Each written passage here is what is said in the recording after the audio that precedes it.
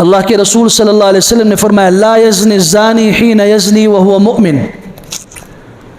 زانی جب زنا کرتا ہے تو ایمان اس میں نہیں ہوتا۔ لا یسرق السارق حین یسرق وہو مؤمن، چور جب چوری کر رہا ہوتا ہے تو وہ مومن نہیں ہوتا۔ لا یشرب الشارب حین یشرب وہو مؤمن، شراب پینے والا جب شراب پی رہا ہوتا ہے وہ مومن نہیں ہوتا۔ اللہ کے رسول صلی اللہ علیہ وسلم فرما رہے ہیں کیا مطلب؟ ایمان پاکیزہ چیز ہے، چوری، شراب نوشی یہ وہ چیزیں ہیں، زنا جو انتہائی گندے ترین افعال ہیں، اور ایسا نہیں ہو سکتا کہ ایک ہی وقت میں دل کے اندر پاکیزہ ترین ایمان بھی موجود ہو اور گندے ترین خیالات بھی موجود ہو۔ ایک چیز چلے گی، اگر ایسا کرو گے تو ایمان اس وقت نکل جاتا ہے۔ صحابی نے عرض کی کیا کیفیت ہوگی اس ایمان کی؟ آپ علیہ السلام نے فرمایا جب ان گندے افعال میں یہ مبتلا ہوتا ہے اس کا ایمان اس کے دل سے نکل کے اس کے سر کے اوپر معلق ہو جاتا ہے، لٹک جاتا ہے۔ جب یہ اس کے بعد تائب ہو جائے وہ ایمان واپس اس کے دل میں آ جاتا ہے۔ ایمان زندگی بدل دیتا ہے، وہاں مرضی نہیں رہتی۔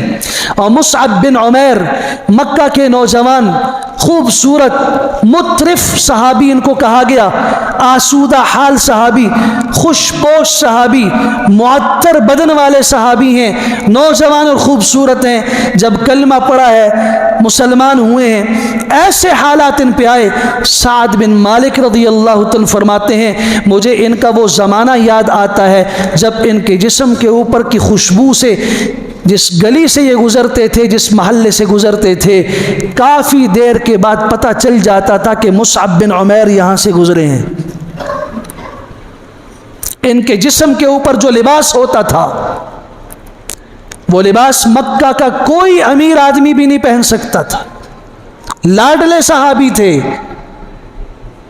جب جوانی تھی، نوجوانی اور بچپن کے اندر، اسلام سے پہلے کی بات کر رہا ہوں، سب کچھ تھا، بس جب مسلمان ہوئے سب کچھ لے لیا گیا۔ لیکن ان سے جب پوچھا گیا، سعد بن مالک رضی اللہ عنہ فرماتے ہیں میں نے پوچھا مصعب کیسے محسوس کرتے ہو؟ فرمایا اللہ کی قسم دل مطمئن ہے، ضمیر مطمئن ہے، میں نے اللہ کے ساتھ سودا کیا ہوا ہے، ایمان کا سودا کیا، میں نے اللہ سے ایمان مانگا، اللہ نے ایمان دے دیا، بدلے میں اللہ نے کپڑے لے لیے، بدلے میں اللہ نے دنیا لے لی، جائیداد لے لی، سونا لے لیا، جو جواہرات تھے میرے جسم کے اوپر وہ عطر اور خوشبو لے لی، میں نے یہ سودا کر کے گھاٹے کا سودا نہیں کیا، میں اس پہ مطمئن ہوں۔